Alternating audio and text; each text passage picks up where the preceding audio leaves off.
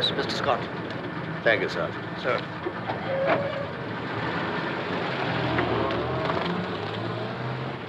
Mr. Scott, sir. Well, Mr. Scott, you must be anxious to get at it. I thought you'd take a day or two to get settled before showing up. Mrs. Scott seemed to have that department pretty well in hand, sir. I see. Nothing like somewhere to go while the curtains are being hung, eh? That's about it, sir. I know what you mean. Tell me, did you find a nice flat? Have they fixed you up with a good office here? Quite all right on both counts, sir. Good. Well, you want to take a good look around before you take over. Find out what's going on, then when you're ready, we'll have a talk. Pretty thing, isn't it? Yes, it's the new reindeer, isn't it, sir? Not hard to recognize by that tail. It's made of the same metal as the plane. A new alloy they've developed. Very nice. Major Pearl will show you everything you want to see. He knows more about the place than I do. You're in good hands with him. We sometimes call him the Pearl of Great Price. Good. I'm in your hands, Major. I thought we'd start in just after lunch. Well, you and I, a little more. You can make a start? Yes. Fine. I'll see you in the mess at 1 o'clock. Buy you a sherry. I'm so glad you're here, Mr. Scott. I've been looking forward to it. So have I, sir. That's the original building, the balloon shed. Began here with balloons in the 70s. That's a very long time. All the strength tests to check safety factor group here. A lot of work just to find out if the engineer mucked up his mathematics. Nothing much to see until something breaks, and that always happens when you're somewhere else. Not much point in this. Flying boats are pretty well obsolete, of course. Part of Boffin's paradise, this is. Mind your step. You know, the scientist lads, basic research. The kind who eat their porridge with the slide rule. Built their own heaven here, lightning and all. Find out what happens when you get hit by it. Didn't put in any archangels, but it wouldn't surprise me if they'd tried.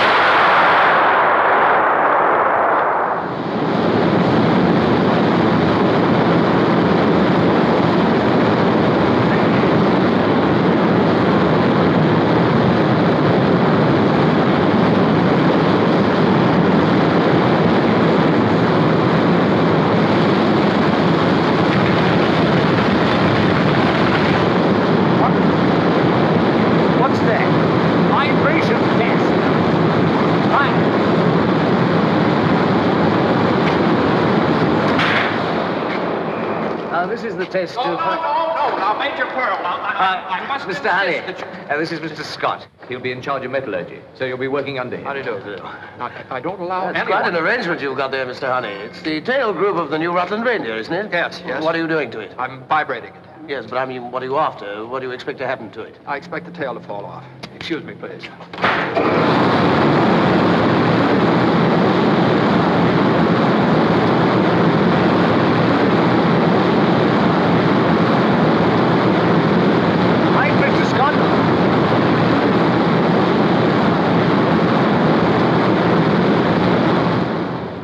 This way. Who in the world is he?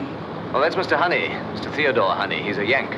Rhodes Scholar, I think, but he's been here forever. What's all this about expecting the tail of the new reindeer to fall off? They're already in service. Old Honey has some wild hair in his ear that vibration might cause metal fatigue someday by breaking down the aluminium atom in light alloy structures.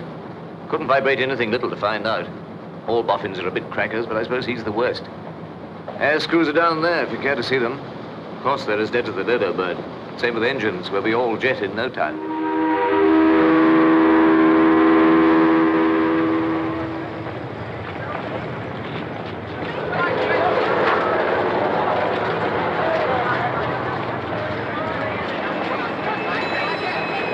Night, Mr. Honey. Oh.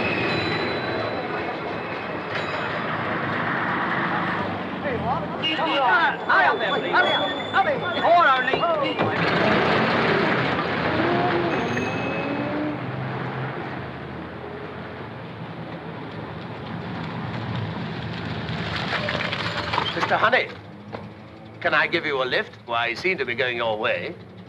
Oh, no. No, thank you. I wouldn't want to take you out of your way. Where do you live? It's Farnham. It's quite a way. I go right through there. I'll get a bus at the next stop. I wouldn't want to trouble you. No trouble at all. Come on, jump in.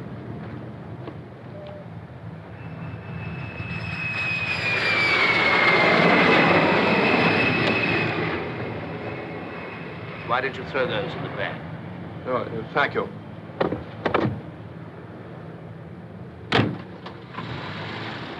I was quite interested in that experiment of yours with the reindeer tail groove. Would you like to tell me just what your idea is? Well, it's rather difficult to explain a thing like that in words of one syllable. Well, I have managed as much as 2 syllables on occasion, Mr. Honey. Well, to put it as simply as I can, the purpose of my work has been to arrive at an end result for the original theoretical hypotheses of Kerstling of Ball and Shilgard of Uppsala, in which they postulate vibration as a source of energy. I reasoned that since this energy does not appear in any of the ordinary forms, such as heat or electrical potential, it must be absorbed by the metal itself, and that sufficient absorption would result in nuclear fission of the aluminum atom in an isotopic form with crystalline affinities. I see. And that means the tail will fall off. Exactly. Oh, here's where I live.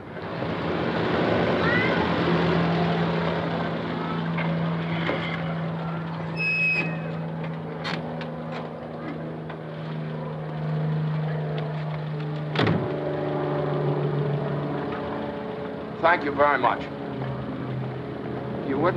Would you care to come in? Thank you. I'd like to. Oh, I'm afraid all I can offer you is some sherry. Oh, that'd be very nice. Oh, probably not very good. I've had it quite a while. Well, perhaps it's time we tested it to see if it's suffering from fatigue. Oh, that wouldn't happen to sherry. Well.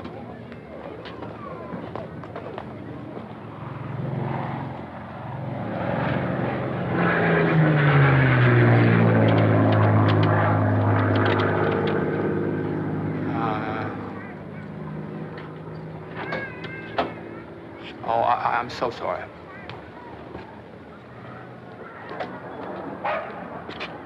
It's the one next door. It's very easy to do, you know. You're new to Farnham, Mr. Honey. We've lived here 11 years. I have it all planned what to have for dinner. Don't you bother with... Oh. Hello. You don't remember where we put that sherry, do you, dear? The top cupboard behind the dishes. You said it would be out of Mrs. Higgins' way. Really? I didn't notice that. Up on the top. Oh, okay. Well, never mind that. I'll get that later. I knew it must be somewhere. I never really forget anything. Dear, would you get some glasses, please? Come in.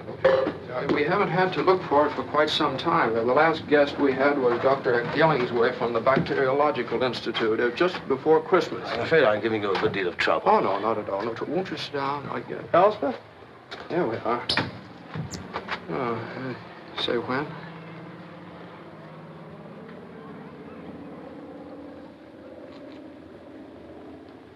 I guess Miss Higgins did find it. I'll get some more. Look, I wish you wouldn't bother. Oh, no, it's no trouble. It's just around the corner. Need some... Elspeth, will you entertain Mr... I don't believe you told me your name. Scott. Scott. This is my daughter, Elspeth. How do you I'll be right back.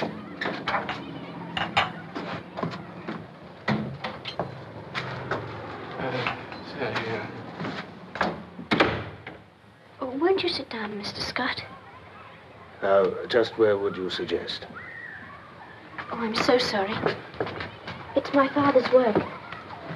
You have to be very careful. It might be something very important. There. Thank you. It seems as though your father does quite a good deal of work. Yes, it's very hard being a scientist. One has to think a great deal. The world would have made scarcely any progress at all if it hadn't been for scientists. I see. The scientists do the thinking for the world, and the rest of us just live in it. Is that it? Yes. When my father's thinking, I keep very quiet. And what about your mother? Does she help you keep quiet? My mother is dead, Mr. Scott. A V2 in the war. I'm very sorry indeed, Elspeth. You must miss her very much. Yes, I do. My father does more, I think. I try to do things for him the way she did, but I'm not very good at it yet. You see, I'm still a little young. I'd like to show you the house if you would like to see it. That would be very nice. This is the living room, of course. Would you like to see my room? Yes, I would, very much. This way, please. And this is where you sit quietly while he does his thinking? Yes. What do you do? Oh, sometimes I think. And then I'm training Theodore. That's Theodore. It's a kind of experiment to determine his capacity for the association of ideas. I tie his food on the string to see how long it will take him to learn to ring the bell when he's hungry. It's a very little bell, so it isn't noisy. It doesn't matter very much whether he learns it or not, because he's really quite a nice little fish. Yes. Well, what else do you like to do? Don't you ever play games? Oh, yes, we nearly always do after dinner. We have a schedule for it. Oh, yeah. What sort of games do you play? Oh, like about what things are pentamerous. Oh, how do you play that? You take turns in finding things that are 5 of everything, until one of you can't find any more. Then he loses. It's part of the science of numerics. What other games do you play? Oh, well, there's pyramidology. Pyramidology. Oh. That's the science of the Great Pyramid. My father made it up, too. The game, I mean. Here it is. Excuse me. It was built in the year 3234 BC, and it's very scientific. It was built in direct relationship to the stars, so it has an astronomical significance. It's the only known architectural example of squaring the circle. That is, the area of the base is exactly equal to that of a circle, with the height of the structure as its radius. It has the most wonderful maths in it. I'm sure it must be great fun. Oh, it is. I have nice fun. Elspeth, what have you done with Mr. Scott, dear? We're just coming, Father. We'd better go now. He may be looking for something like the corkscrew, and he really isn't very good at finding things. Oh, here, I'll get that out of your way. Oh, no. I'm afraid it becomes a little cluttered in here. Why didn't I see that? I think I'd better leave this. This is some correspondence I've been having with Tongay, a Tibetan, and the Abbé Belleville in Louvain. It's on the theory of numbers. In 1742, Goldsbach postulated that every positive even integer is a sum of 2 primes. It's been verified to 10,000, but never proved. We're trying to prove it. Yes, I'd want to know where to find that. By all means.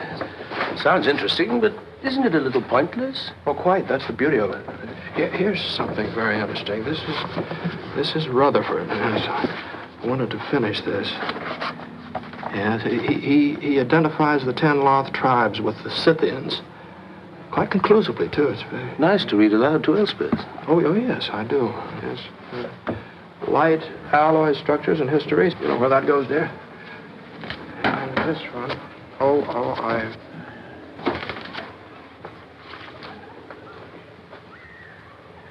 Here.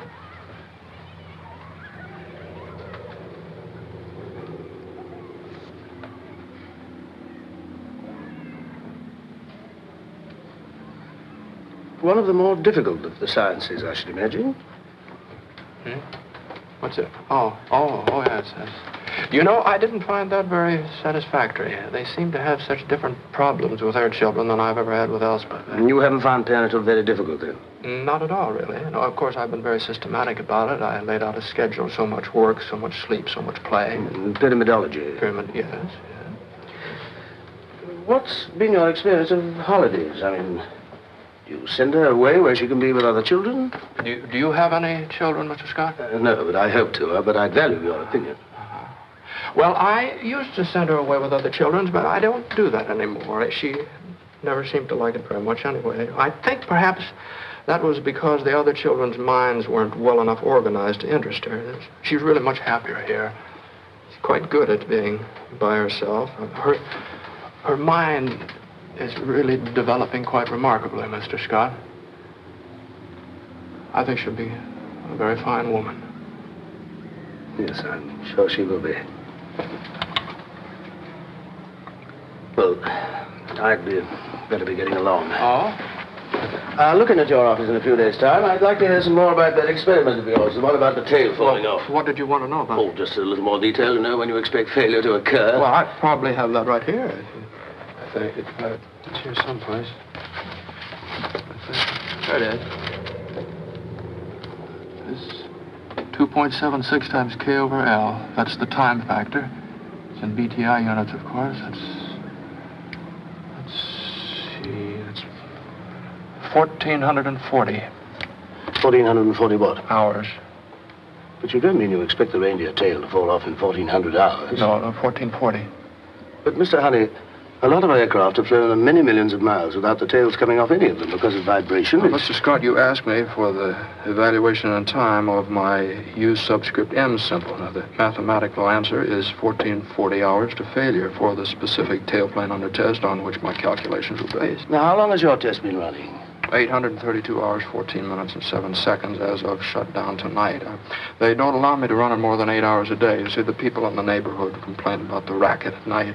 Yes, but you know, of course, that an aircraft in commercial service is likely to pile up flying hours faster than your experiment. Yes, that's probably quite true. Well, then why didn't you insist on a 24-hour basis? I did insist on it originally, but they decided to do it for 8 hours. Yes, but you hadn't given them your 1,440-hour figure. Well, I never include detail on my preliminary report. See, science is in no hurry, Mr. Scott. I'm working on a principle, which, if I'm correct, it will be true for all time. And whether I reach it a day or so later or earlier is not important. But it might be important for the 50 or so people who take off in these reindeers every day. Well, Mr. Scott, you don't understand. I'm a scientist. And science is very exacting. It requires the utmost concentration. I can't be concerned about people. Well, if a doctor is trying to find out a cure for a disease, what would happen if he let himself be upset about everybody that got sick and died? He'd never get any work done at all. People must be someone else's concern. I can't let it be mine, Mr. Scott. Now, you can find my preliminary report in the files, and I don't wish to add anything more to it at the present time. And if you'll excuse me, I think I'd better be getting home.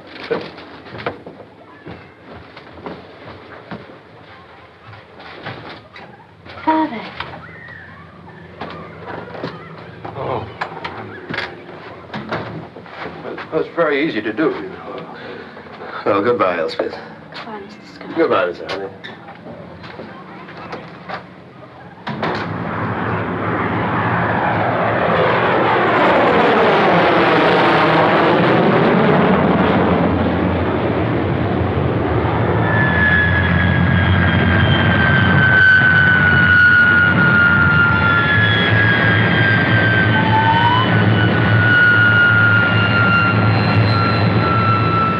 Excuse me, please, gentlemen. Rub her down, Ned. Don't give her any water till she stops sweating. Scotty! No! What are you doing here? Ah, Phil, hello. I've been watching that plane. I guessed it was you. How are you? But what are you doing here? Have you come here for a job? I got one. You have? Yeah, right That here. calls for a drink. Well, it's a little early, isn't it? Rosie, customers. What are you going to fly, Scotty? No more flying. Naturally set in. Grounded, eh? Well, how did it happen? Or perhaps you'd sooner not talk about it. You wait till you see her. Really? I'm glad to see you can take it so well. Rosie. Scotty, meet Rosie. She's a spy. You wait till you see her bedroom. It's absolutely papered in blueprints, isn't it, Rosie? Oh, Mr. Penworthy. Mr. Penworthy. 2 large scotches, please. Yes, sir. What is your job, Scotty? Head of metallurgy. Don't tell me you're polishing your pants. Don't tell me you're one of those crawling little desk blokes. Always was, Ben. Went back to it when I got out, that's all. Rosie, this is vodka. Oh, Mr. Penworthy. Well, off we go. Off we go. Don't you like desk blokes, Bill? Listen, Scotty. Pilots and desks, dogs and cats, natural enemies. They've got one theme song. You can laugh. Pilot's error. Whenever anything goes wrong with their calculations and there's a smash-up, pilot's error. Rosie, do you remember Harry Ward? Yes, I do. Well, look what they did to him. He was piloting that reindeer when it flew into the hill at Labrador a couple of months ago. All in little pieces. Nothing to go on. Pilot dead, so pilot's error. You don't think it was pilot's error? With Harry Ward, Scotty, you can't be serious. They said he was dropping off altitude in an overcast. He wouldn't do a crazy thing like that if he tried. Rosie, if you can tear yourself away from the salt mines for a couple of minutes, we would like a couple of vodkas. Oh, Mr. Penworthy. 7 to 10 degrees angle of descent. Motors full on when he hit the hill. Obviously was in control. Dropping off altitude in the overcast. Pilot's error. He didn't reckon on that hill. Do you know how many hours it had flown with tests? How many hours it flown with tests? Yes, I can tell you that, Mr. Scott, certainly. Just 1 minute. They flew a lot of tests, simulated flights in weather. Total number of flying hours before estimated time of crash, 1407. 1407. That's right. Have you any photographs of the wreckage? How many would you like to see? We cover everything here, Mr. Scott. We leave nothing out, I assure you. Reindeer crash. Photographs of wreckage. Any particular part of the wreck? Yes, the tailplane. I want to see a photograph of the tailplane. Yes, I remember now. They didn't find the tailplane. Nothing unusual in that, I assure you. The plane turned over as it hit the hill, caught fire, wreckage spread all over the place. Thick undergrowth, you can't see 10 feet. The investigation... Yes, thanks very much. I'm much obliged. All right. We send someone to Labrador. Comb through that godforsaken country for a section of the tail spar and take a fine hiding from the taxpayers when we find there's nothing to it. All the ruddy decisions to make and never one you can be sure about. One thing you do know. A boffin has to be a bit balmy to be a boffin. The line between genius and being just plain crackers is so thin, you never know which side you're on. Nor when they've crossed it either. Tchaikovsky, I'm told, one day began to eat raw goldfish. And Molière discovered suddenly that he was better off standing on his head. Oh, we've had it here, too. A fine time all the papers had once when one of our boffins started pinching girls in the park. And now our Mr. Honey informs us that reindeers will fall apart after 1,400 hours and holds the time figure out on us. If I did things like that, they'd lock me up. How long before this infernal machine of his is due to prove something one way or the other? Weeks yet, sir. Get it on a 24-hour basis today. And better get someone to handle the complaints when they start coming in, too. Very good, sir. How many hours have the other reindeers in flight done? Oh, not nearly as many, sir. The one in Labrador was the prototype. He did all the tests. That's why it's got so many hours. The others were delivered in a group to the airline just before they went into service. They can't have done more than 500. That's the best news I've had today. I don't want the job of asking the airline to ground their nice new fleet with no more to go on than what Mr. Honey says. Well, that's it. Oh, wait a minute. You know who we're sending to Labrador, don't you? That's right. Mr. Theodore Honey. He's the one who started all this. Maybe a good hard climb will do him good. Still, he knows what he's looking for better than anyone else. Get him started as soon as you can, will you? I'll give him the good news right away, sir. Passengers for Flight 26 to Gander and Montreal, will you please have your embarkation slips ready and proceed to the exit door for boarding the aircraft? Got it? Yes, you'll have to go through that door. Every stitch he has in the world is in that bag. You can't say he squanders what he makes on himself. Well, have a good trip, Mr. Honey. Don't worry, we'll look after us. Oh, well, that's very kind of you. They'll look after you, dear. Yes, I know. Have you got your sandwich? Oh, Yes, I have. Tomato, cheese, and there was some nice fish. Goodbye, Daddy. Goodbye, dear.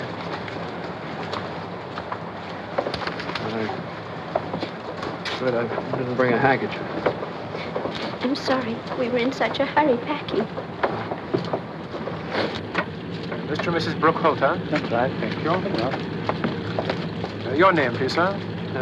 Honey, Theodore Honey. And your embarkation slip, please.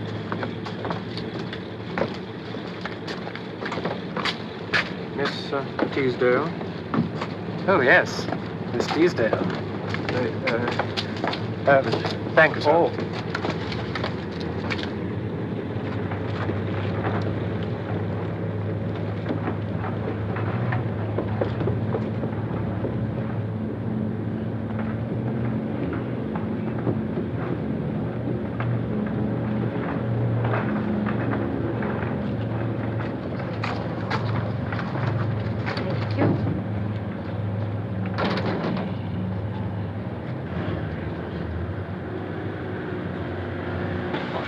Fasten your safety belt. No smoking, sir, until we take off. No smoking. Oh, I'm so sorry. Fasten your safety belts. Would you like to take your coat off, sir? You'll be more comfortable. That's right. We haven't many passengers on this trip, so you can use this seat for your things if you like. Fasten your safety belt, please. Pardon? I'll just help you do it. That's it. Don't want you to fall out. All right now? Yes, thank you. You're very kind. I'll be back after we take off to help you get out of that. Thank you.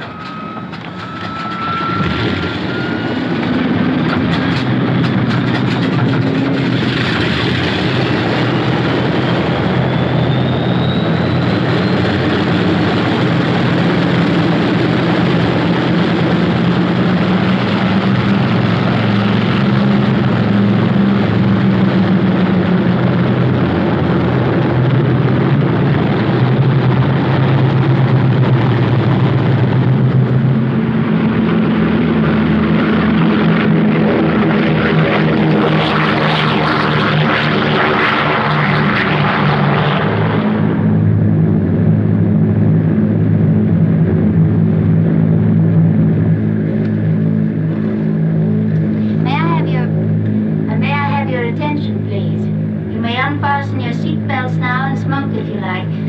My name is Marjorie Corder. This is Peggy Miller, and we're here to do anything we can to make your trip pleasant and comfortable. We'll be glad to give you refreshments and drinks quite free of charge, and although we both might regret it personally, no tipping is permitted. Thank you, and we're glad to have you aboard. You are Miss Teasdale? Thank you. Anything we can do for you? No, thank you very much. Don't you want to get rid of that now? Might as well make yourself comfortable. Here's the button to adjust your seat. Here's the switch for your reading light when you want it. We'll serve dinner soon, but maybe you'd like some sandwiches and a little coffee? Well, We have milk, too, if you'd rather. I think a little coffee would be nice. I brought some sandwiches. My daughter made them. Oh. Her name's Elspeth. Well, they're probably much better than ours, then. You sure you didn't bring your own coffee? No. I'll get you some. Miss, weren't you... Isn't that Monica Teasdale, that one you were just talking to? Yes, it is. She's crossed with us often. A great many of the film stars do. Oh? Are you a fan of hers? Oh, I didn't mean that. I never go to films, really. Not since I haven't gone in years. Would you like me to take over your autograph book? Oh, no. I don't even have one. I wouldn't want to trouble it out. All right. I'll be back with your coffee.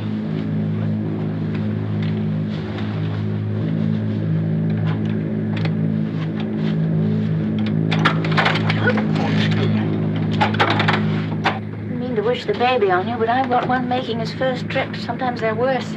Brought his own sandwiches. Hey, the skipper can't find his cloud glasses. He thinks he may have dropped them in here. Have a look round for them, will you, Peggy? He's quite a bit worried.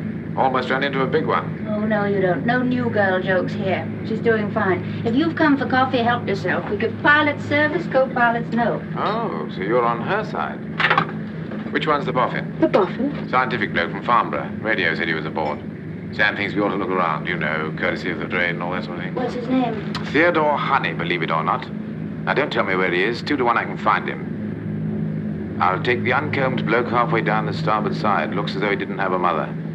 Mr. Honey, in 21. See? Can't miss. From Farnborough. I've been a bright lassie. I've been talking to him as though he'd never seen a plane before. I'll question the master intelligence. I suppose he speaks our language. Well, let him have his coffee first. All right. I'll come down for him when we've hit the step. We'll only give him the 6-minute tour. He may ask a few questions we can't answer.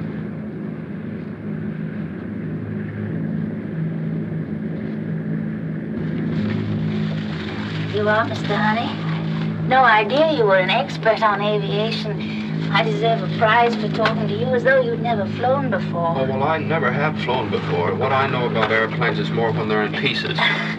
Well, you seem to be quite famous. Captain Samuelson sent down word he'd like to show you over the plane, flight deck and all.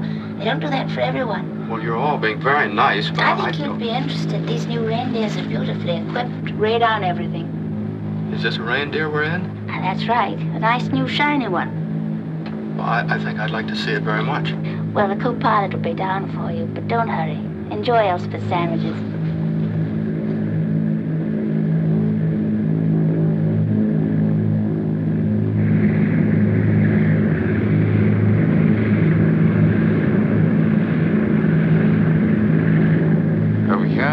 Pressure analyzer for the cabin. Now, will you come this way, Mr. Honey?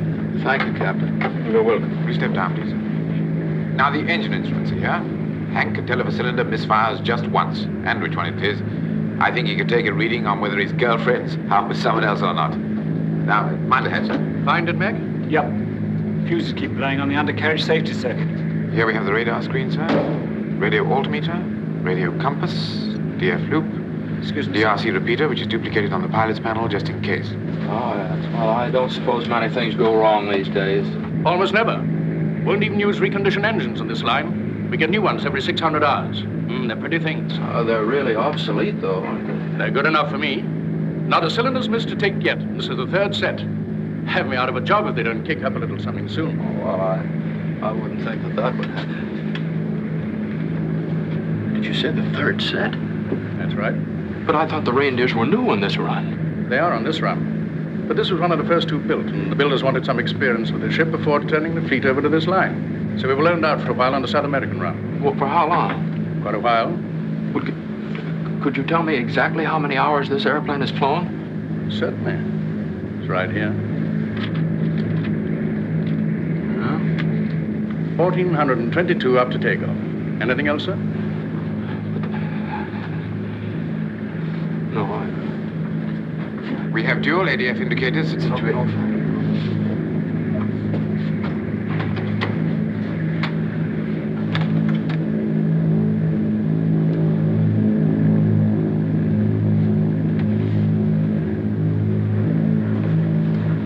Well, did you learn all about airplanes?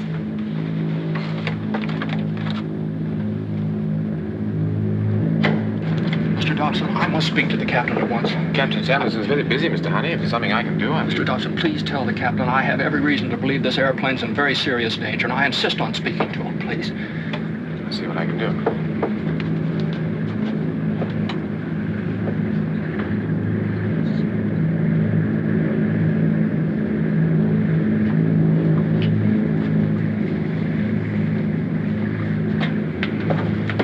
Well, Mr. Honey, what's all this about? I understand you're not very happy about something. Captain, this airplane and everybody in it is in very serious danger, and you must turn back at once.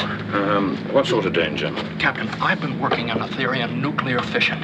I used the tailplane of a reindeer as a basis. According to my calculations, it'll fail in 1,440 hours. Now, I see, but now this is a theory. Now, I assure you I've done a great deal of work on this, Captain. This airplane has flown 1,422 hours as of takeoff.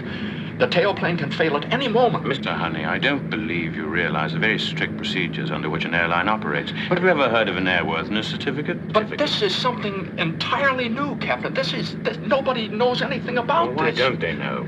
It seemed very strange if Farnborough wouldn't let us in on a problem like that. Mr. Honey, have they definitely accepted your theory? Well, there is no proof. No, not the way you mean it. That's the reason I'm on my way to Labrador right now to investigate that crash. That airplane crashed at 1,407 hours, within hours of my calculations. Less time than this airplane has flown. But you know the tail group failed? The tail group wasn't found with the wreckage.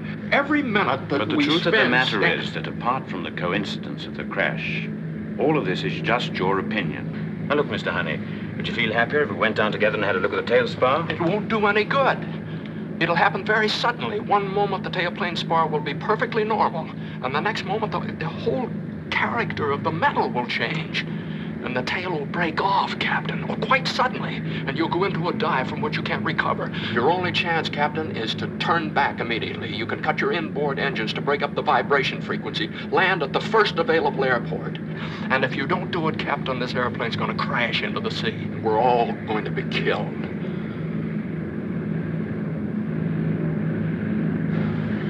I see. Tell you what I'll do. I'll radio back a full report of all you've told me. And if London tells me to turn back, I will. Meanwhile, I'll cut the inboard motors, as you suggest. It'll make us late at Gander, but I'll take that responsibility. But I warn you, there won't be anyone at the airport to make a decision like that. And this time of day, they find it very difficult to find anyone who can. Very well, Captain. Let's wish ourselves luck.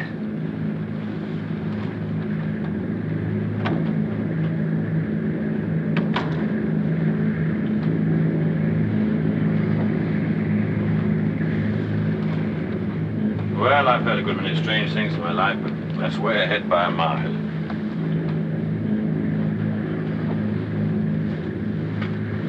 Oh, you better put it on the horn for London, Peter. I wouldn't miss unloading a report like that on the boys for half my pension. Right.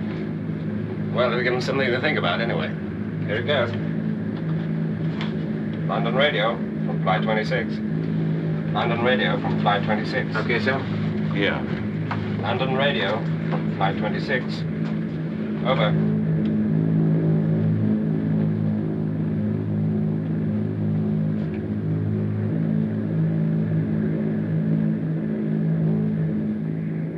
Hey, Marjorie, I've got news for you. Your boffin's crackers. What's the matter? Did he ask you some questions you couldn't answer? Clean off his rocker. He says the tail's going to fall off. He didn't. He did, and with variations. Sam thinks you ought to keep an eye on him in case he gets violent. But he didn't seem to be like that. Thinks you ought to stop it vibrating. Ruddy little squirt. I'd like to vibrate him. Sam says ring through if you need help.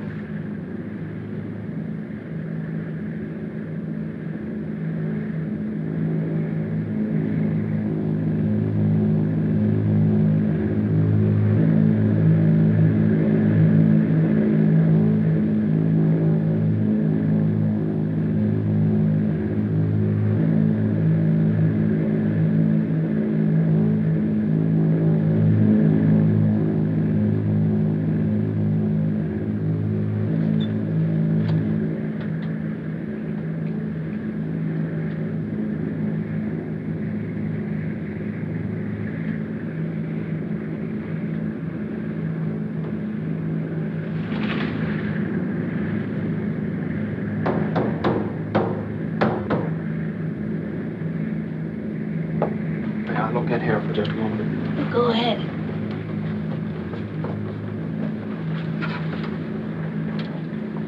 Is there anything I can do to help?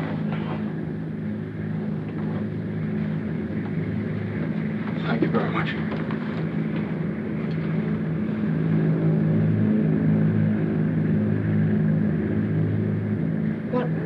What's all that about? Like the tour they gave him, I suppose, so he's having one of his own. Coffee, Sam? No, thanks, not just now. I, want to get some cigarettes in my bag.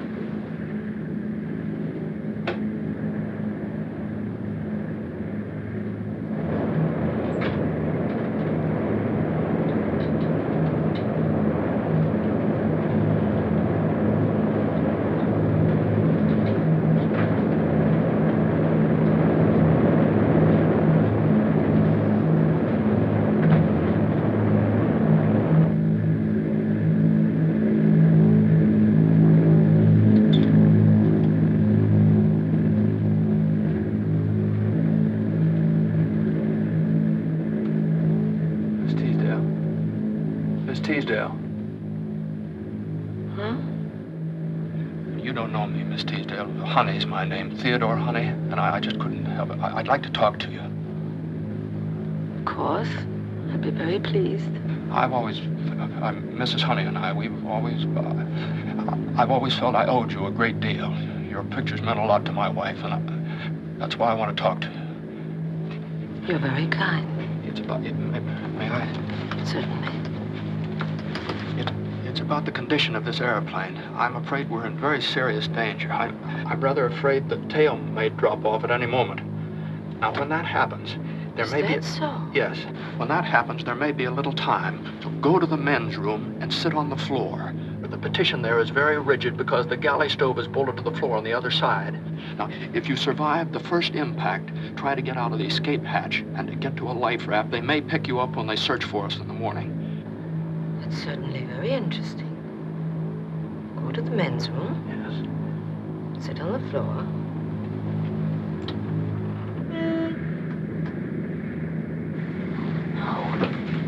According to these calculations, Phil... I'm afraid Miss Teasdale's very tired. We really ought to let her rest for a while, don't you think so? Yes, well, I'm a little tired. But thank you very much, Mr. Honey. Please, Mr. Honey.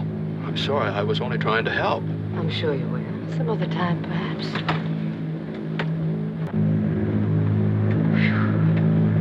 You shouldn't have done that, Mr. Honey. It's quite clear I shouldn't have. I'm sure you don't want to alarm people. You might even cause a panic. You won't do it again, will you? No, I won't do it again. I know you're very worried. Isn't there anything I can do? You know all about this, don't you? Yes. The pilot had to tell me.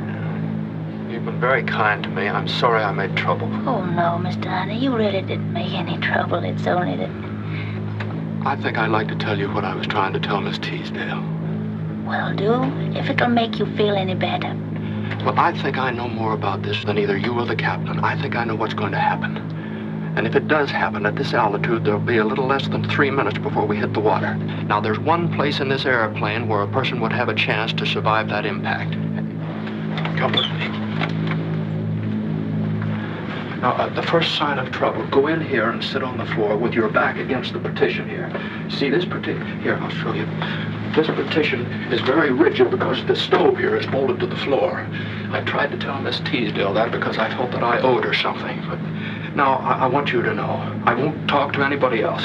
It's good of you to have told me all this, Mr. Honey. No one's worried about me like that for quite a while. Yes, but you will remember what I told you when it happens. I'll certainly remember. I can't promise to do it. I'm one of the crew, and there are quite a few things to do if anything happened like that. But thank you just the same. Do it if you can, though. I think we're going to be all right, Mr. Honey. But in any event, there's nothing we can do about it. It's kind of you to worry about me, but please don't. Why don't you try and get some rest instead? Yes, I'll try.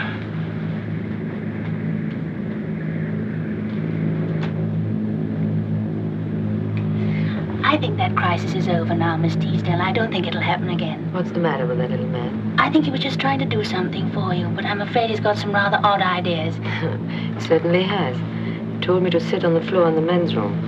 That isn't an odd idea. I'd like to meet one. I think he was trying to tell you the best place to be if there was an accident. that what I ought to do? I think he's right about it being the safest place. But if he's right about that, he may be right about the tail falling off. Who is he? Just one of the passengers, some kind of scientist, I think. And you know, they don't often track. Oh. The altitude, Miss Teasdale, sometimes causes a highly nervous state in certain passengers. I'm sure that it had that effect on Mr. Honey for a while, but he's quiet now. That's more than I am. There's about to be another passenger on this plane in a highly nervous state. I assure you, Miss Teasdale, there's nothing to be alarmed about. Captain Samuelson's had a long... Now, listen, dear. The scientist says this plane is going to crash. The captain says it isn't. Your vote doesn't count because you had to string along with the captain. It leaves it a tie.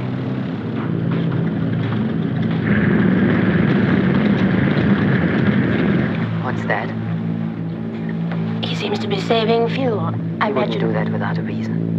I thought you said he didn't believe it. Well, all I meant, Miss Teasdale... Oh, just a minute. If I'm going to meet my maker, I would like to know about it. Now, I'll tell you what you can do.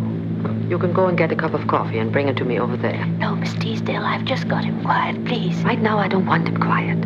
There are lots of things I want him to talk about. I wouldn't do it. Now, just go and get the coffee.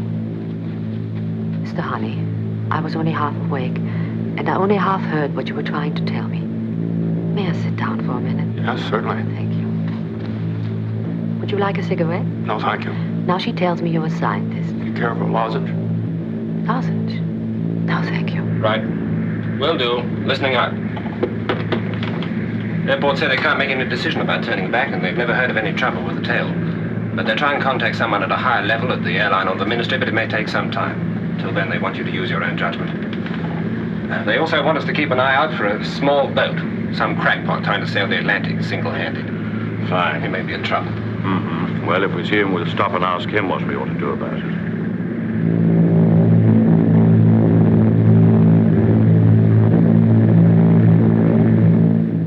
I estimate it would require a speed of 420 miles an hour to bring the forces into equilibrium. This could be attained by a downward flight path of 7 degrees below the horizontal. That angle would keep us from plunging straight in, although at that speed the impact would be rather severe, you see. I see. I don't see it all, of course. But I do understand that when you think something out, you don't stop halfway, do you? But the pilot, he should understand you. Why doesn't he turn back? Well, it was rather difficult for the pilot. You see, I imagine that all this may sound a little improbable if you haven't studied it. Would it help if I would go and talk to him? No, I don't think so. And I think we're quite near to the point of no return, anyway. The point of no return? That's where it's as short to go on as it is to turn back. Oh, I thought you meant something else. Miss Teasdale, would you like your coffee in your own seat? No, put it over here.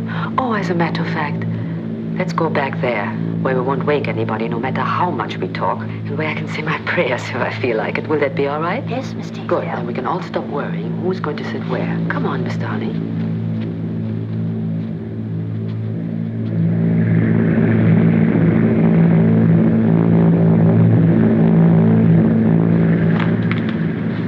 That's it. Halfway just. Okay. Well, Peter. Yes? If they call you on that thing again, you can tell them to tell the high-ups that they needn't bother making a decision about turning back. All right, sir. Next stop, Gander. Right. I had a canary once. Didn't have any tail. It flew all right.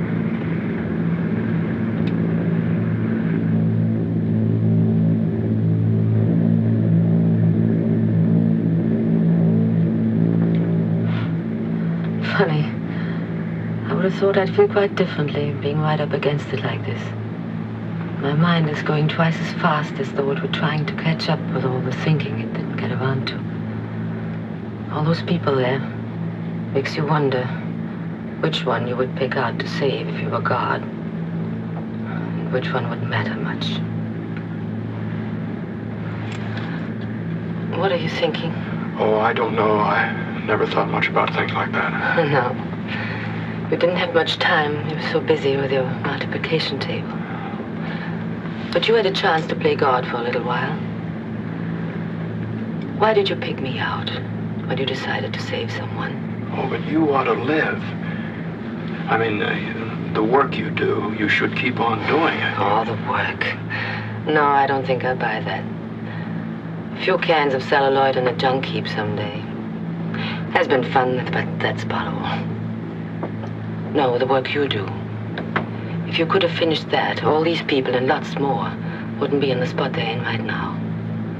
That's the kind of work that should be finished. No. I think I picked you. Well, that's very nice of you to say that, Miss Teasdale. But I think it'll be all right about the work. The work will get done. I think it'll be all right about me. Haven't you any family? Yes, I have Elspeth. That's my little girl. Oh, you have a little girl? Yeah.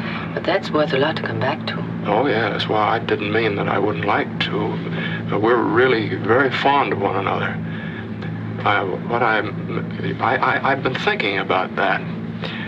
And she's 12 now. Her character's formed, I think. Mary did that mostly. That's my wife. I wish it didn't have to be like that, but she's developed to such a point, I think she's going to be all right. Of course, I've been able to help in a lot of things. She's much more soundly developed than most children her age. Really has a remarkable grasp of crystallography. Well, that's very good, of course. What is it? Well, it's quite fundamental. It's always been odd to me that the schools don't teach it. No, I've really had to help her in almost everything she knows worth knowing. Has she got a compact? What? A compact. Oh, a compact. Oh, I don't know. Why? Never mind. That isn't it? No. Some more minutes. And each one is like kind of a present, isn't it? You know what I was thinking about just then? All the people who come to my funeral. That'll be quite an occasion. Do you have a family, Miss Teasdale? No. Not even a husband at the moment. But there's my agent. Oh, he'll be so sad. He had 5 more years to go at 10%. And then there's Laureen Carver. Oh, she'll cry the most. She'll give a beautiful performance. And then she'll try to get the part in the picture I was going to make. I suppose that's why I don't feel the way I thought I would. I would have stopped working quite a while ago if I could have figured out what to do with myself. I was married 3 times, but it never came to anything. I wouldn't be surprised if it was all my fault. Maybe Providence is trying to tell me something. Maybe it took a first-class high dive into the middle of the Atlantic to make me quit. And maybe I'd rather it ended with a big splash. No, you've made people happy you don't even know about. Like my wife, Mary. You know, she took me to see one of your pictures that last night before the bomb came. She talked about it a lot when we got home. You made that last night very happy for her. That's worth doing, Miss Teasdale. You know, when we used to go to pictures, we used to walk right out on them when Mary didn't like them. We never walked out on one of your pictures. Mr. Honey, this is not exactly the best compliment I've ever had. Maybe it's the nicest. That's why I had to tell you what I did. I have to do everything I can for you. You mean it too, don't you?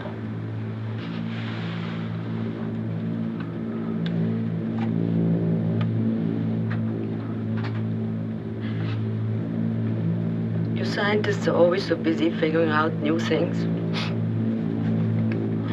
Why don't you figure out a mascara that won't run? Well, I'm afraid that's a little out of my field. All right. I'll be as good as new in a minute. Thanks for holding my hand.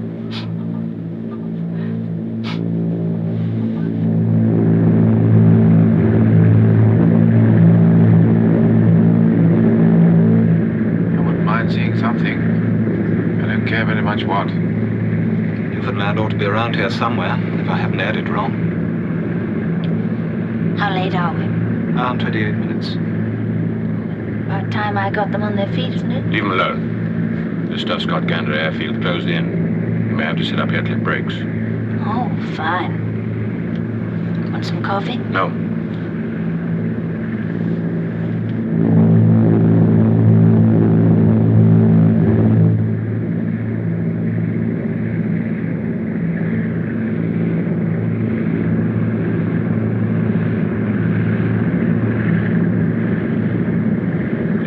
transport motors to land. Hank, count feather 2 and 3. Yes, sir. How long? Oh, about half an hour. I'll get them cracking back ready. Well, take that coffee now, thanks. Right. Take it, sir. Call Gander Tower. Tell him I want the runway cleared. Tell him I'm coming straight in on a direct approach. Okay. Asking for an emergency landing. What's up? I don't know. He said it was a long story. You better phone AOA, Flight 52, and tell him to keep circling.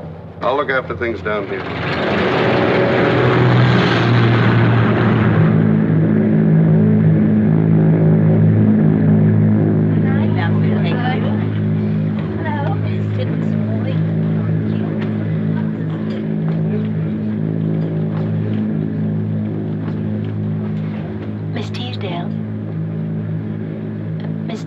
We land in 20 minutes.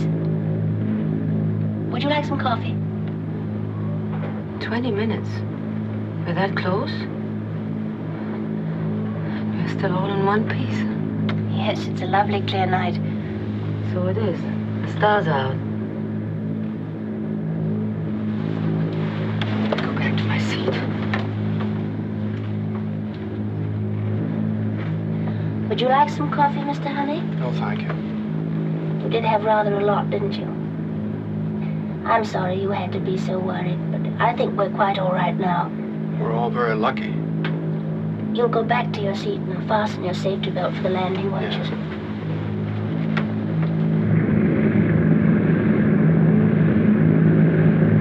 Gear down. Gear down, sir. Watch down the carriage switch, sir. Safety locks are on.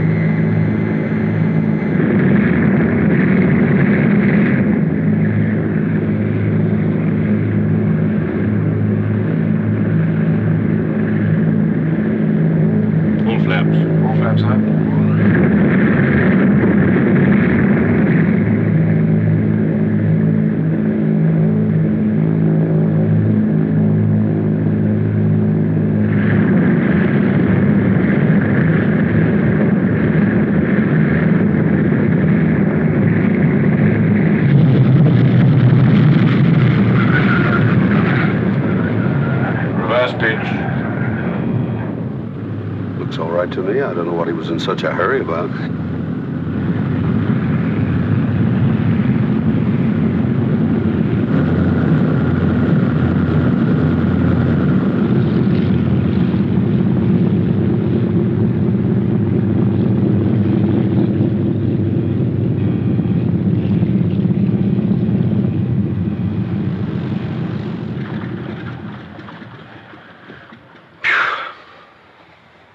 Right, sir.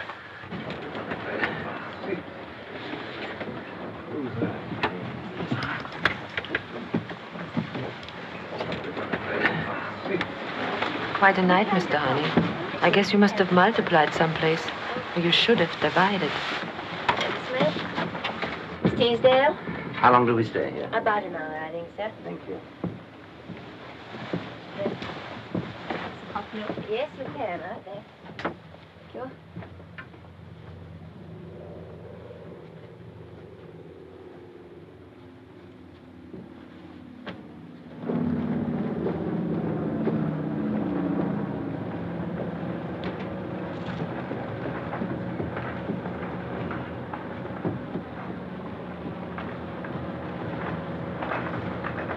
Mr. Honey, will you come with me, please? Will you come too, Miss Corder? Well, what was the trouble? Any news for me from London? No, not a thing. There wouldn't be. That'd make it too easy. Where's the ARB inspector? Well, he's probably asleep. Well, get him up. I want that aircraft inspected as no aircraft's been inspected in history. Every ruddy inch of it, down to the last rivet. Dobson? Sir? You better break it to the passengers. There's going to be a delay. Huh? Aye, aye, sir. Miss Corder? Sir? If, as I expect, this inspection is satisfactory and we take off, I'm taking responsibility for refusing to carry Mr. Honey on the flight, as I consider his presence an unnecessary hazard. I'll arrange that all other flights leaving this airfield are adequately informed about him before they carry him. Meanwhile, it's your responsibility to see he doesn't get in touch with any of the other passengers. I don't want them alarmed by what, in my opinion, are groundless and unnecessary fears. Got that? Yes, sir. Right, let's go.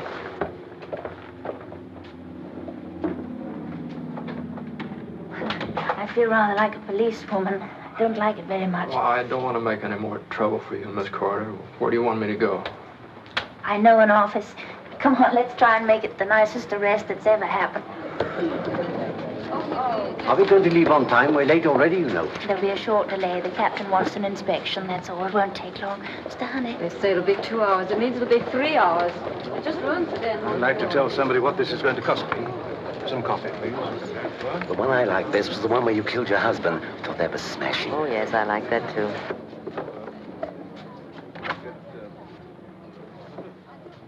Well, that's nice and comfortable. I'll bring you something to eat if you like. Bacon and eggs, all right? Yes, that'd be very nice. I think it's better that you stay here, Mr. Honey.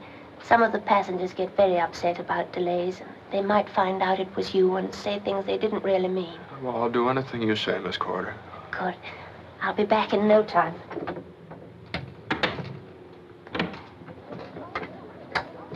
Sorry.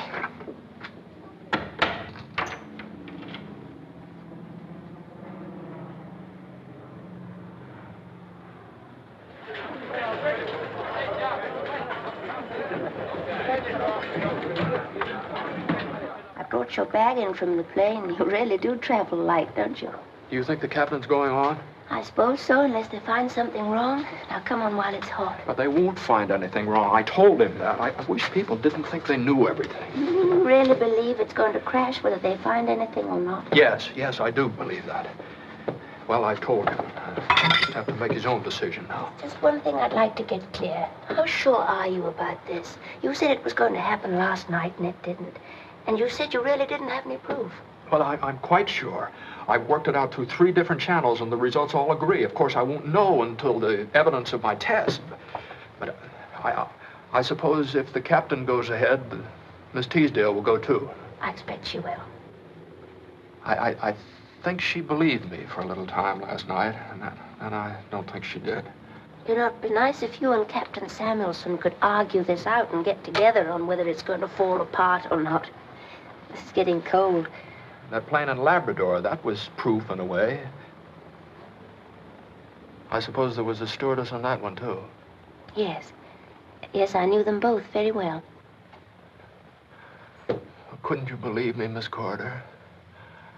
You've been so very kind, and you ought to live and get married and bring up a family. You'd be very good at that. Well, thank you very much for that, Mr. Honey. You said that just about as nicely as anybody could. You know, I'd almost not go if it would help you stop worrying. But it's my job, and there's no way of making sure. And I don't think it's right to walk out on something like that. Do you know what I mean? I think everything will be all right if Captain Samuelson says so. He knows a great deal about aircraft. Now, why don't you eat that up? It'll make you feel better. All right? Attention, please. Passengers, Reindeer Flight 26. Please be ready to board your plane in 20 minutes for the flight to Montreal. Flight 26, please be ready to board your plane in 20 minutes for Montreal. Well, I'd better be going. I won't lock you in if you promise not to speak to any of the passengers. I won't. Well, goodbye, Mr. Honey. We'll see you in Montreal. And please don't worry.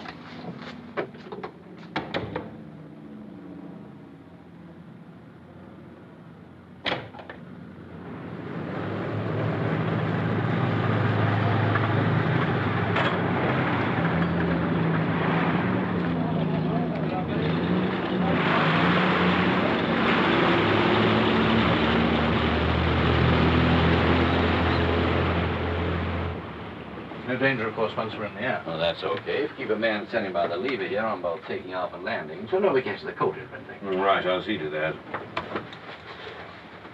What are you doing here? Captain, I just have to... Well, now that you're here, I want you to listen. I've told the inspector here all that you told me. Now, if you've anything to add, I want to hear it now. And I want him to hear it. No, sir, I don't have anything to add. As London apparently doesn't take your opinion sufficiently seriously to order this aircraft grounded, I'm flying around to Montreal. And I want you to get off and stay off. Well, Captain, you mustn't take off in this airplane. You can't do it. Believe me, mathematics is a very exact science. I've explained that already, Mr. Hammond. Captain, it'll be just like the one in Labrador. The stewardess, all these people. Now, for the last time, Captain, Mr. Hammond. Leave that alone, you fool! Cut that plow!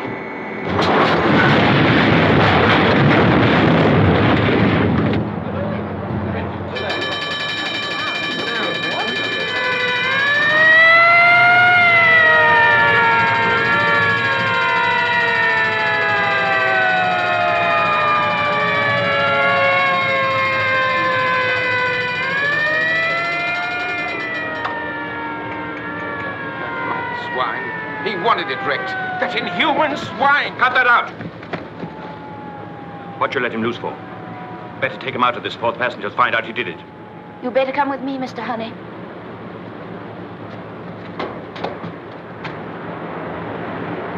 It just folded up. It just folded right up and sat down.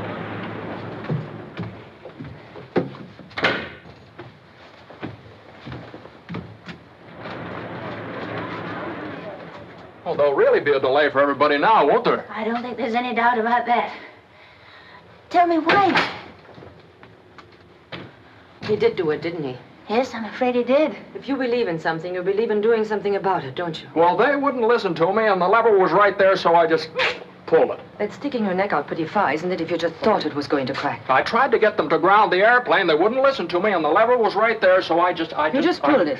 Don't those things cost an awful lot of money? Oh, a tremendous amount of money. Oh, this is going to cause a great deal of trouble. I should think it might. I don't know what they're going to do. I've never had any experience with anything like this before. I should think nobody has. I think this is a kind of a world record. You didn't do that one for yourself either, did you? You could have been sitting right here on the ground when we took off. Looks to me like this was the men's room deal multiplied by quite a lot. Look, you keep him here. Some of the passengers won't be too pleased about all this. I'd like to find out what the payoff's going to be. Come to think of it, I think I ought to. Oh, it's very nice of you not to be angry about the delay. Oh, it's worth it. You don't meet a world record every day.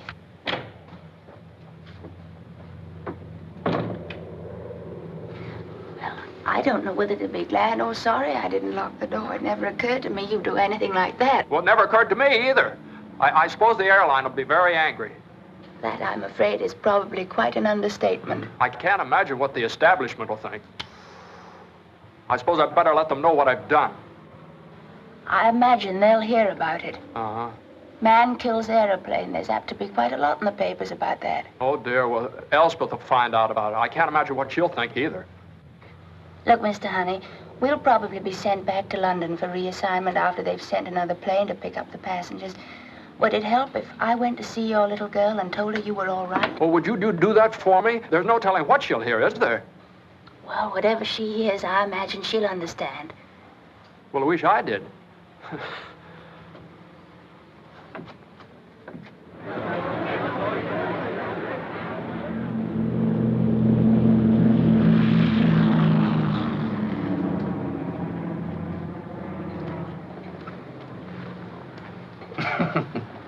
I would suggest that it is the solemn duty for anyone who can find anything remotely humorous in all this to share it with those of us who are less fortunate. Why, I couldn't help it, sir. Old Honey dropping a reindeer right on its belly. It's very funny. I see your point, though I can't precisely enjoy it at the moment. I don't remember another day like it. Half England's been on the telephone to me today. I think if one more person, friend or enemy, calls to ask if I've heard that our Mr. Honey has wrecked an aircraft at Gander by pulling up the undercart, we'd better sort some kind of order out of all this. The chairman of the airline, Sir David Moon, calling you, sir. I thought I said I'd take no more calls today. He said I was to take the telephone to you, no matter where you were. All right, I'll take it. Hello. Yes, put him through. There are quite a few other calls, sir. You surprised me. The other half's getting in fast. The Ministry, the ARB, the Treasury, every newspaper man in the Empire. Hello. Oh, hello. Hello, Sir David. It's nice to hear from you. Oh, yes, that I very much heard. I've no way of knowing what he could have been thinking of. We'll get him back for the inquiry, of course, and then perhaps when I've talked to him, I can... Oh, I don't think you could mean that, Sir David. No, I'm not at all prepared to assume he's a lunatic, at least not yet. Yes, I quite realize that, but I don't think there's anything to be gained by losing our tempers. I want... Hello? Hello? Where are the papers? I thought you'd want to see them, Sir John. I'm not so sure. Here we are. David and Goliath. Mr. Theodore Honey as David brings down the reindeer single-handed. There was one that called him the Galahad of the airways. This is better. Sir David's idea, eloquently put, was there isn't enough money in the Bank of England to pay for the damage done to themselves and British aviation by the implication of the safety of their aircraft. He did manage to sandwich in they wouldn't guarantee to bring him back, but he refused to allow any more of their passengers to travel with an irresponsible madman who went about wrecking airplanes. He suggested the RAF might carry him. They were equipped to take risks. Well, I can lay that on, sir, if he really means it. No, he means it, and we'll have to have him back to the inquiry, and that means... Miss Teasdale is here to see you, sir. Teasdale? Who's Miss Teasdale? It's Monica Teasdale, the film star, sir. What's the film star doing here? Tell her I'm sorry, I can't. Hand her over to Major Pearl. She said she wanted to see you about Mr. Honey. She crossed on the plane with him last night. How can she be here? Ask her to wait 2 minutes. I'll see her. Well, gentlemen, there's one thing we can settle. You must send someone else off to Labrador. We mustn't show up at that inquiry without supporting evidence of some kind. But for heaven's sake, send someone this time who can keep his mind on what he's trying to do. No more boffins. It is my opinion, Sir John, that even this trouble should not lead us to saying that all scientists are foolish men and not to be trusted. From what department did the gentleman come who took a bath in the public fountain and subsequently conceived the brilliant idea of pinching girls in the park?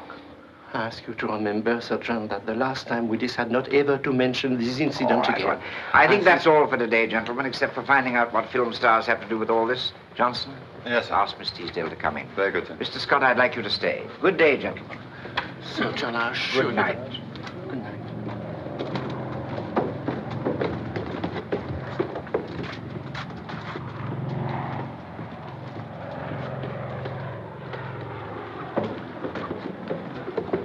Miss Teasdale, Sir John. How do you do, Sir John? How kind of you to see me. Not at all, Miss Teasdale. Let me present Mr. Scott. How do you do? You're his boss, aren't you? I've heard a great deal about you. Sit down, please. Thank you. Did we hear correctly that you were on the plane last night with Mr. Honey? That's right. But I don't understand. How did you get back here? There was a plane coming through headed this way, and I got on it. But if you want to know why I'm here, that'll take a lot longer to tell you. Did he ask you to give us any message? No, he doesn't even know I'm here. If you couldn't give us any idea what really happened, Miss Teasdale, we should be very grateful indeed. They were going to take off, although we told them they shouldn't. And the lever was right there. He just pulled it. You've never seen such a commotion in your life. I guess a thing like that has never happened before in the history of the world. Fortunately, no. Have you known Mr. Honey long? No. I just met him last night, right after we took off. He came to tell me that he thought we were in trouble. But why should he want to alarm you, a passenger, when there was nothing you could do about it? He thought there was something I could do. He gave me his reasons, and they were good enough for me. Did you believe him? What did he do? Explain his theory? He did, and I believed him. Did you understand it? Not a word. Well, I don't understand. Oh, it isn't so hard, Sir John. I don't know much about mathematics, but I know when a man knows what he's talking about. Have you a light? Well, of course. May I smoke? Certainly. I don't understand a thing about his theory, but I've learned quite a lot about Mr. Honey, and I know he isn't crazy like they're saying out there. That funny little man is brave and kind and on the level, and he believed what he was telling me.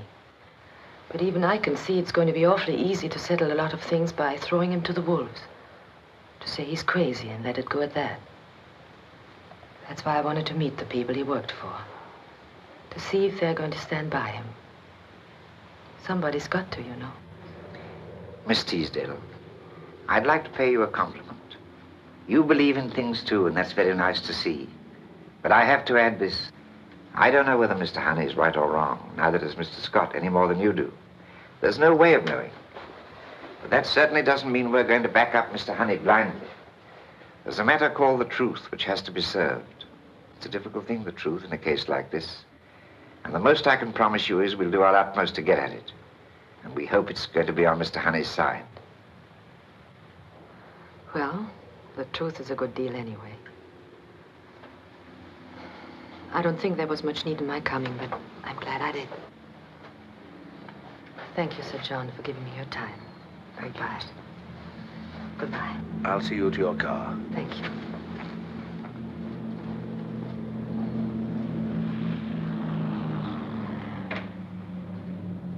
He means the trouble is going to be pretty bad. I'm afraid so. Isn't there anything I could do for Mr. Honey? Where can I find his little girl? Maybe I could go there and tell her that he's all right. Oh, I think that'd be very nice. I'll tell your driver where to go. Oh, please don't bother. You tell me at the gate. All right. Bye, Mr. Scott, and thank you. Goodbye, Miss Teasdale.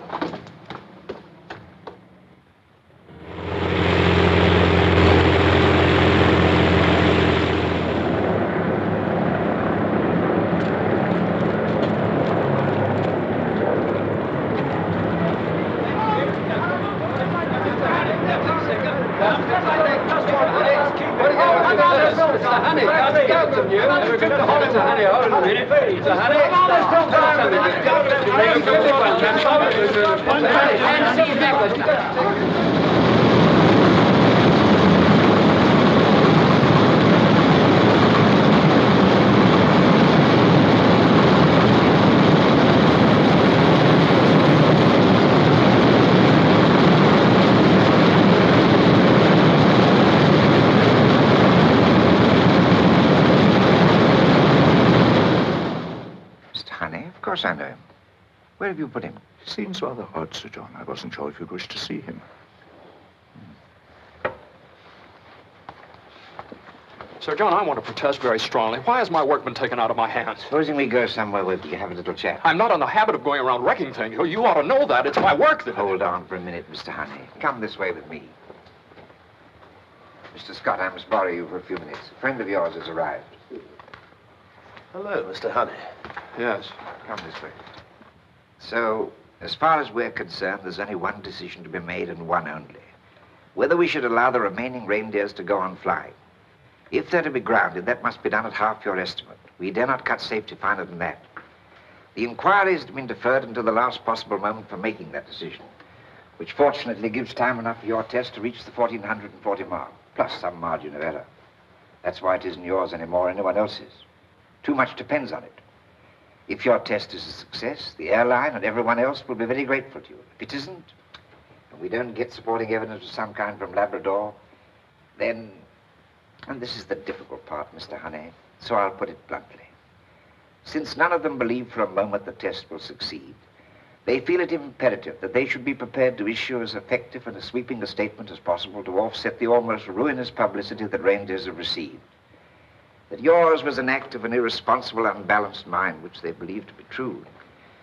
And they want the supporting opinion of qualified psychologists. In other words, they wish to test you as well as the tailpiece.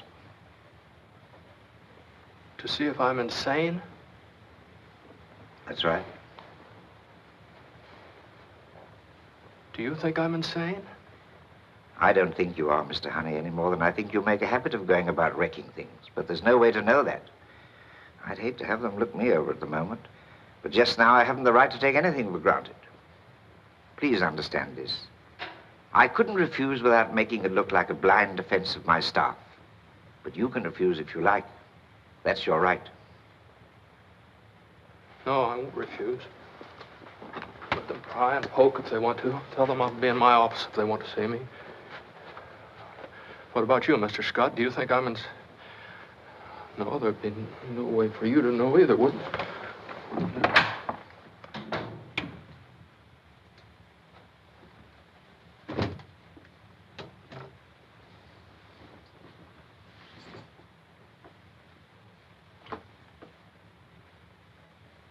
Who is it? Who's that? Oh, Mr. Honey. Well, I beg your Mr. pardon. Honey, it's me, Marjorie Corder. We didn't expect you back tonight. I stayed with Elspeth. Somebody had to. Well, that's very You must be tired. Have you had anything to eat? I don't... You probably didn't. I'll get you something. We had lobster for supper. Do you like cold lobster? But I can manage. It keeps me in practice. Now, why don't you go upstairs and take a look at Elspeth?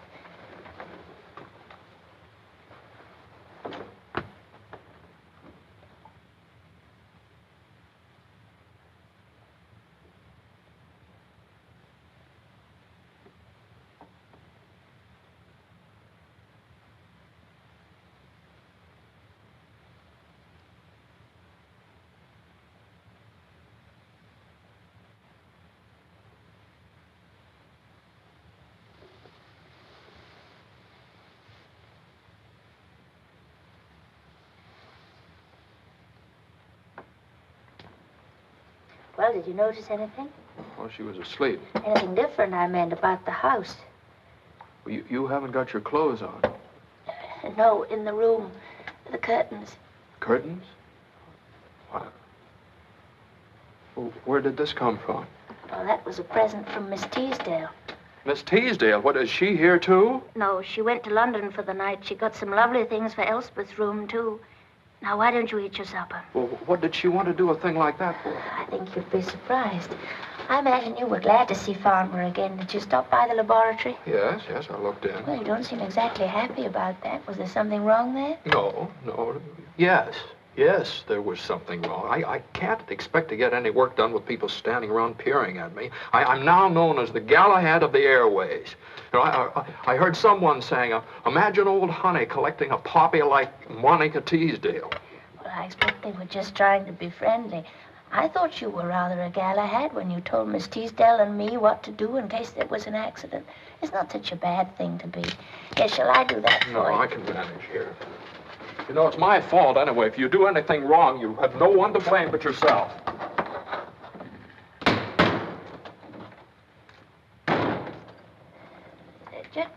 What was it that you thought you did wrong?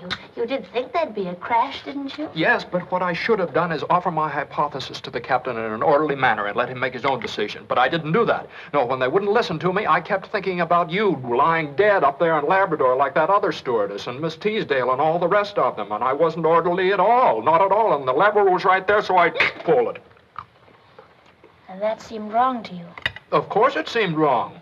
How is anybody going to take my work seriously if I go around doing things like that? Do you know that they're saying I'm crazy now? Then I don't blame them.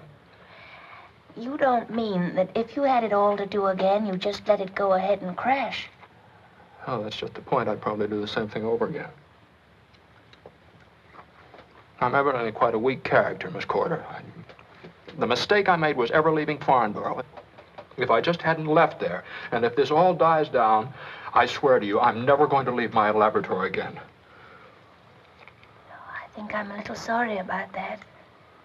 I know you have to be a scientist. I know you have important work to do, but you're a person too, Mr. Honey. Well, it's evidently quite difficult to be a person, Miss Corder.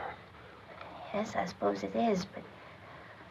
Oh, well, never mind. I expect you know what you're doing. I must clear this up. You better get some rest. You'll need it. Oh, good night, Miss Corder. Good night, Mr. Honey. Well, I better get my things out of your way. Things? What? My clothes and things. I'll move into Elspeth's room. Well, what, you mean you've been staying in my... Oh. Well, what's the matter? Well, I was just thinking of you, Miss Corder. Don't you think people will talk? Oh, I see. Well, I'm a nurse, you know. You have to be a stewardess. Would it make it any better if I got hold of my nurse's uniform and put it on for the neighbors to see? Well, I suppose that... Well, that's what I'll do then. I'd like to come back just to see how things turn out. Good night, Mr. Honey. Yes.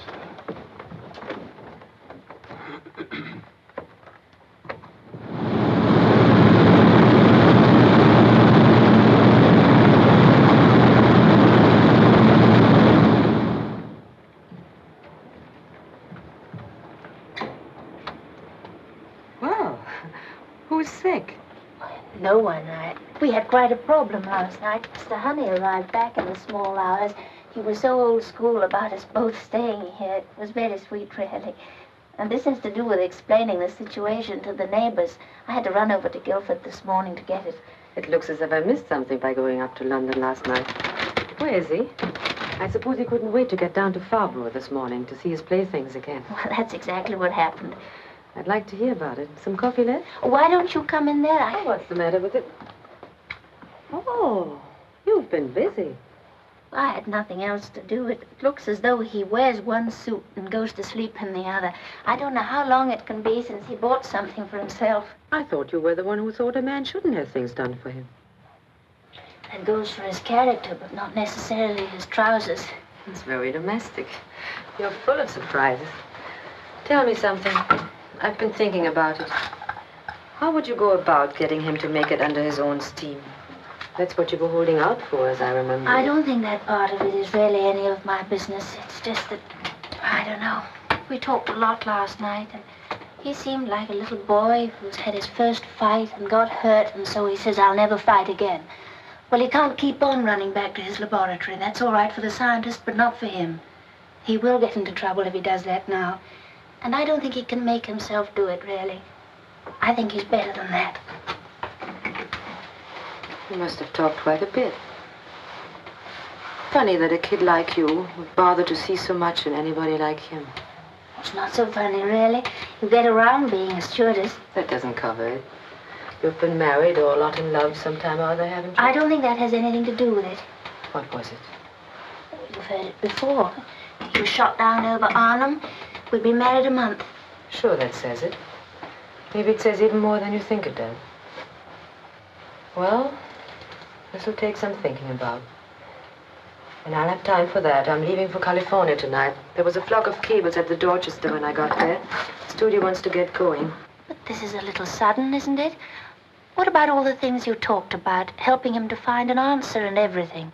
I meant it. Don't think I didn't, and I still do. Maybe it would have been the best chance I'll ever have to be a lot of things I'd like to be, only I suppose you can't do a thing like that just a little bit. Mixing into other people's lives, I mean. You can start something, maybe you can't finish. What got me was his being so anxious to save me for posterity. I've never had anything do my self-esteem so much good. So I'd better go back and give posterity another break. It won't hurt to wait a while and see how things work out. That box in there is a dress for Elspeth. I saw it in the window and just yelled to belong to her. Tell her I write, will you? Aren't you going to wait and see them? No, I don't think so. I might weaken. Hello, Miss Teasdale. Look who's here, Sugar Plum. Hello, Miss Coster. I hurried. I hoped you'd be back. Well, here I am. Don't you look pretty? Am I really all right? I've never seen an apple blossom look quite as sweet. Here's a present for you, honey. Oh, I really shouldn't have another one. May I look? Of course. Why don't you take it up to your room and look at it there? That'll be nicer. All right, I will. It's like Christmas, only much more so. Well? Does that mean goodbye, then? Sure. There's no use making anything of it. It's one thing you learn in my business. How to get off. I wish you wouldn't go. Maybe I'll be back. Never can tell. You're a nice kid, Marjorie. I have an idea you'll know what's going on. You might let me know. I get the price on a laboratory or two, just in case. Well, good luck. Keep on telling her she's pretty, will you? I will, Monica.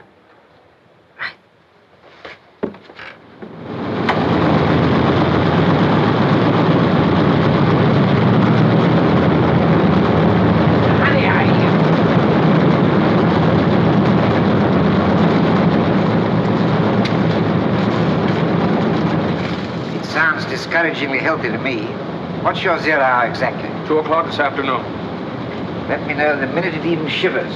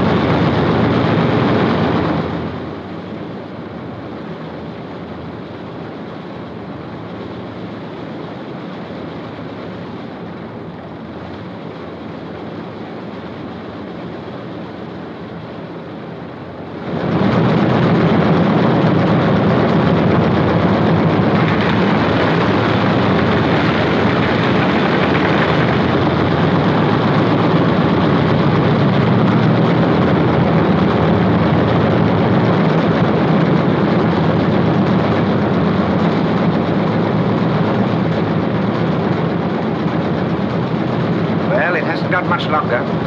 The day of the inquiry's just begun.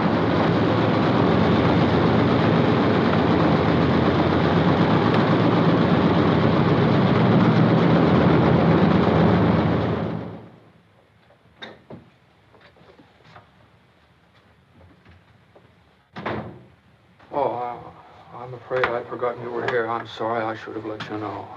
Well, I let Elspeth stay down for a while. What happened? Nothing happened at all. My figures clearly said the tail should fall off, and the tail didn't fall off. It's 7% above my figure. I didn't fall off. Oh, I'm sorry. Well, what happens now? Well, I've been thinking about that on the way home.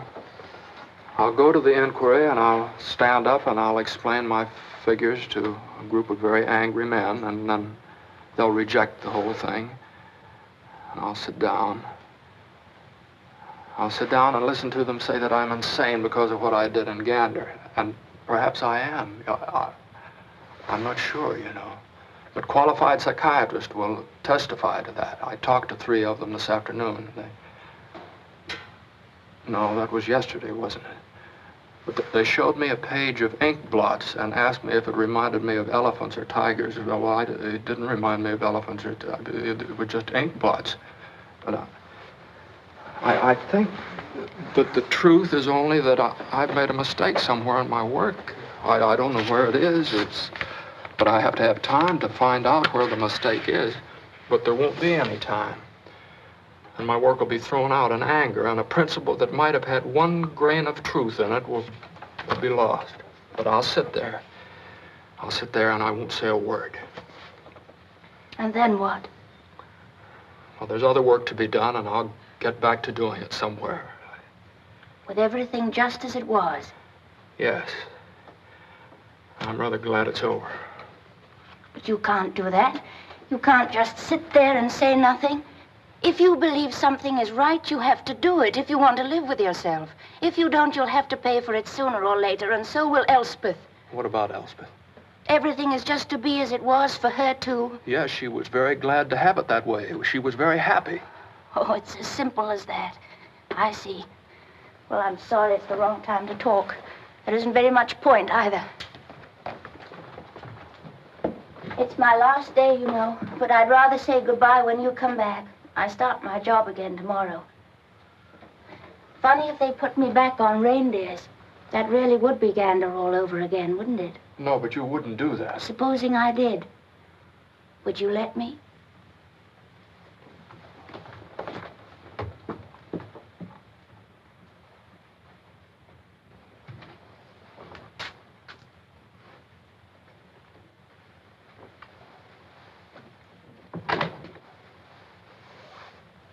Hello. It's time to get ready for school, isn't it? Yes. Did the tail fall off, Father? No, dear, it didn't. You mustn't worry about it. It will someday. Oh, I don't know, dear. I suppose it will. Is anything the matter? No, I was just thinking. What about? Nothing. Just about the impermanence of events and things like that. What do you mean, dear? Well, about it's all being over. Miss Teasdale's gone, and Miss Corder will be, and the people out in front, and everybody wanting to talk to me at school. That sort of thing isn't very permanent, is it? It's like Christmas. Everybody very nice to everybody else for a little while, but then it doesn't last. Why is that, Father? Oh, I don't know, dear. Don't they talk to you all the time in school? Oh, no. I'm a SWAT, you know. Oh, I didn't know you were a SWAT. What is a SWAT? Well, a SWAT is rather the sort of person that people don't talk to very much because they're different. Like my intellectual quotient being too high. Well, do you mind being a SWAT? Oh, no. But it was exciting rather than not being. Everybody wanting me to get them autographs and things. But if things like that are so impermanent, like Christmas, then it would be much better if... I was thinking. I put away the things Miss Teasdale gave me. And I was thinking, maybe if I didn't go to school anymore, I'm sure I'd learn much more here with you, because there wouldn't be other things to think about, and things being impermanent. Dear, what? Well, you mustn't do that. What's the matter, dear? Go away. Oh, are you sick, dear? I'm all right. Please go away and leave me alone.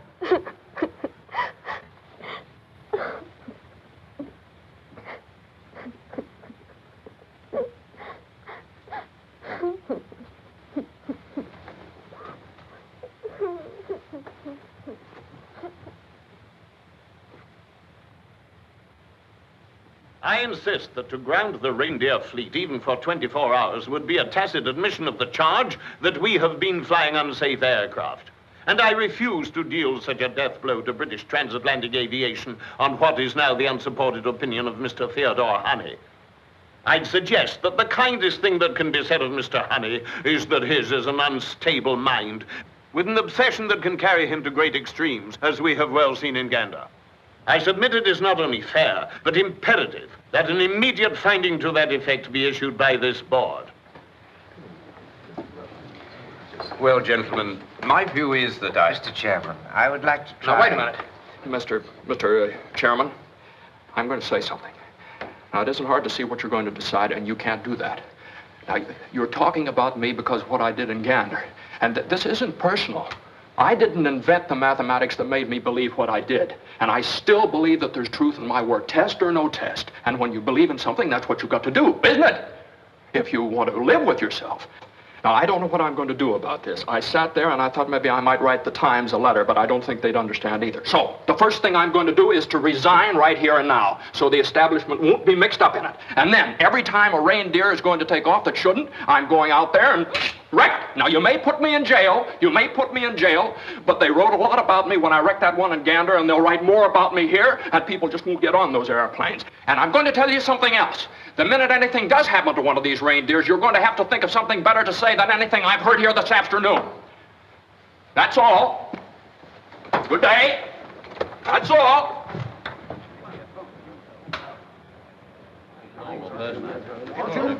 Well, gentlemen,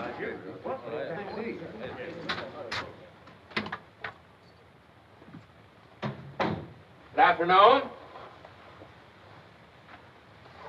You know, there was some sherry around here someplace. I rather thought I'd have some. It's over by that bookcase over there. Oh. Is it over? Yes, it's over. I didn't stay for the end. I made a speech and then I left. What about? Oh, a whole lot of things. Pretty good speech, too. So you couldn't just sit there then? Oh, any glasses? Oh, here's some. No.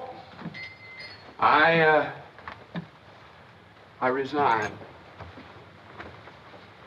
You didn't? Yeah, I couldn't just sit there, could I? Well, what are you going to do to live on? There's Elspeth. Have you got any money at all, Mr. Honey? Well, I don't know how much. Where's your book? Book? Well, it's right there.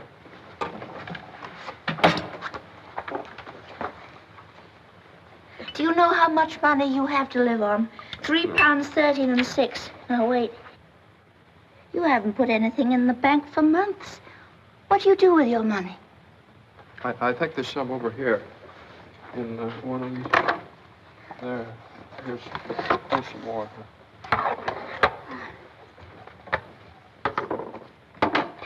March, January, 2, 3. 7 months? You haven't put anything into the bank for 7 months? You have lots of money. I shouldn't have worried, should I? You don't need anyone. No, Yes, you do. what's the matter? You're not going to cry, I can't go away and leave you. I go back to work. It isn't safe. You've got to have somebody looking after you. I'm going to marry you and live here, whether you have a job or not. What? You're...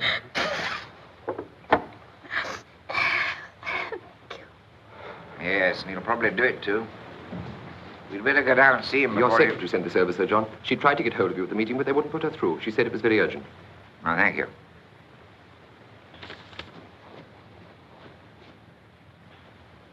Where is Sir David Moon? I hope he hasn't left. I can't wait for this. It's from Nixon in Labrador. He says they found the tail spar, and it's a fatigue fracture if ever he saw one. Sir John, I've had the most incredible piece of information. You haven't heard mine. They've just made the first test flight on our plane at Gander after it was repaired. It made a perfect landing on the airport, and the tail collapsed while it was taxiing to the hangar. I could hardly believe it. And I was to help you.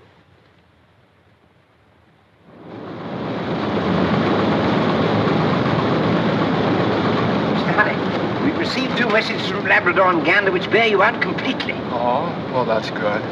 You know, I can't see where I could have gone wrong in this. I've worked it out through 3 different channels. Didn't you hear me? I said...